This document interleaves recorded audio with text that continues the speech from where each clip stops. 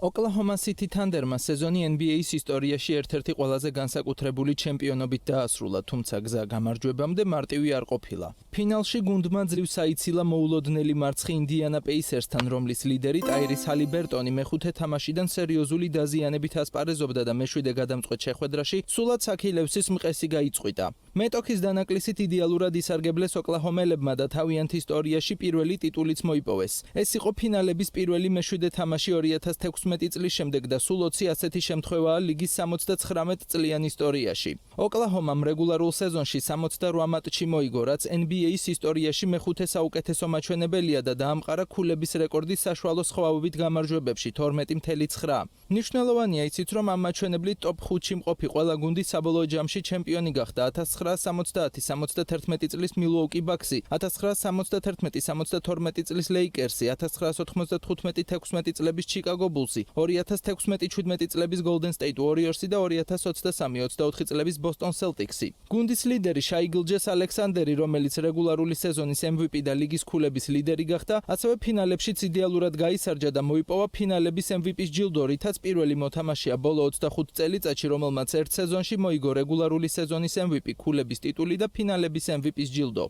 Thunder-ი არის მეორე ყველაზე ახალგაზრდა ჩემპიონი NBA-ის ბოლო 70 წლის განმავლობაში, რომელთა საშუალო ასაკი 25.5 წელია. ხოლო პირველი ასეთი გუნდი 1976-77 წლების Portland Trail Blazers-ი იყო. ოკლაჰომა რეგულარულ სეზონში აღმოსავლეთის გუნდებთან 29-ზე იყო და დასავლეთის კონფერენცია 16 თამაშიანი უპირატესობით მოიგო. გუნდის ყველა წამყვანი მოთამაშე კონტრაქტის ქვეშ არის მომდევნო სეზონისთვის. დამატებით გუნდს ყავს ლატარიის არჩევანი ნიკოლა ტოპიჩი, რომელსაც ტრავმის გამო ამ სეზონში არ უთამაშია და ასევე 13 პირველი რაუნდის პიკი მომდევნო 7 წლის განმავლობაში, რაც გუნდის სიღრმის გაზრდას ან ვეტერან მოთამაშეებთან გაცვლას უზრუნველყოფს. გუნდში სუპერვარსკვლავი ძალიან კარგია, მაგრამ დღესდღეობით სტაბილურობას ბოლო წამამდე ვერ შეინარჩუნებ თუ გუნდს არ ექნება სიღრმე. ამ მხრივ კი ოკლაჰომა ლიგაში გამორჩეულია. Thunder-ის მთავარი მწვრთნელი მარკ დაგნოლტი საკუთარ აქტივს იდეალურად იყენებდა და სათამაშო წუთებიც მოთამაშეებზე აქტიურად ჰქონდა გადანაწილებული, თანაც 11 მოთამაშეზე, რაც ლიგაში ერთ-ერთი საუკეთესო შედეგია.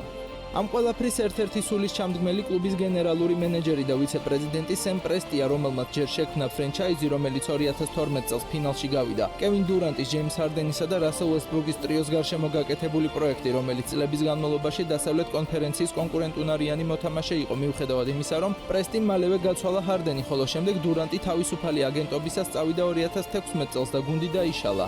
როცა პრესტიმ გადაწყვიტა გუნდის თავიდან აშენება, მან 2019 წლის ზაფხულში პოლ ჯორჯი ლოს-ანჯელეს კლიპერსში გაცვალა და სანაცვლოდ ოკლაჰომამ მიიღო ახალგაზრდა ინტელექტუალური და მძლავრი ტალანტი Shai Gilgeous-Alexander-ი, რომელიც იმ მომენტისთვის ახალბედა იყო და პირველი სეზონი ჰქონდა ჩატარებული. მიუხედავად იმისა, რომ გუნდი მასზე დიდი მენდებს ამყარებდა, ვერავინ იფიქრებდა, რომ მომავალში ქულების ლიდერი და MVP გახდებოდა. მეორე არატრადიციული ნაბიჯი იყო თავისუფალი აგენტის ლუ დორტის ხელმოწერა. მოთამაშის, რომელიც ჯერ ლიგასა და NBA-ის ბოლოს კამს შორის ირჯებოდა, მაგრამ შემდეგ ლიგის საუკეთესო პერიმეტრის მცველად იქცა. სწორედ იმ ზაფხულს, როცა გუნდმა Shai მიიღო, მან კონტრაქტი დაუდო დორტსაც, რომელიც დაცვაში დომინირებდა და სამქულიანების სროლაც ისწავლა.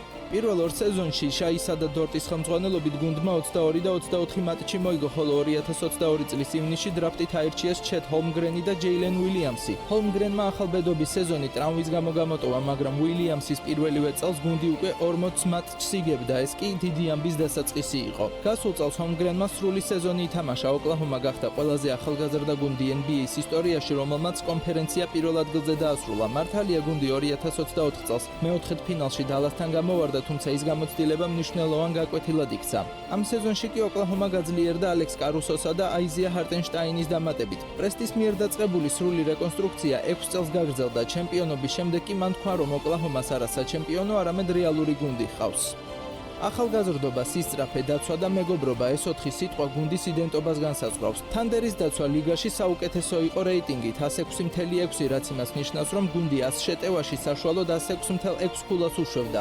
თანამედროვე თამაში, როცა მეტი სამქულიანია და მეტი შეტევა, ეს შესანიშნავი მაჩვენებელია. ოკლაჰომამ 19 თამაში მოახერხა მოწინააღმდეგის 100 ქულაზე დაბლა ჩასმა, ლიდერობდა ჩაჭრებში, ხელის შეშლაში, იძულებით შეცდომებში და გადაცემებზე მიღებულ ქულებში. NBA-ის ამჟამინდელი კოლექტიური შეთანხმებით რთულია შენარჩუნდეს მაღალი დონე ხანგრძლივად, როცა გუნდის ბიუჯეტი ზღვარს აღემატება და სასჯელებიც იზრდება. თუმცა თანდერს აქვს ფინანსური სივრცე, რომ როსტერს მაღალი ხელფასები გადაუხადოს და საკმარისი დრაფტის რესურსი, რომ საჭიროების შემთხვევაში ახალ მოთამაშეებში გაცვალოს ვეტერანები. ამ ეტაპზე გუნდს ყავს ერთი სუპერვარსკვლავი გილჯეს ალექსანდერი და ორი ოლსტარის პოტენციალის მქონე უილიამსი და ჰოლმგრენი, მათთან ერთად კი კოლექტივი, რომელიც რეალურად მეგობრულია და ერთმანეთის გვერდით სიამოვნებით თამაშობს.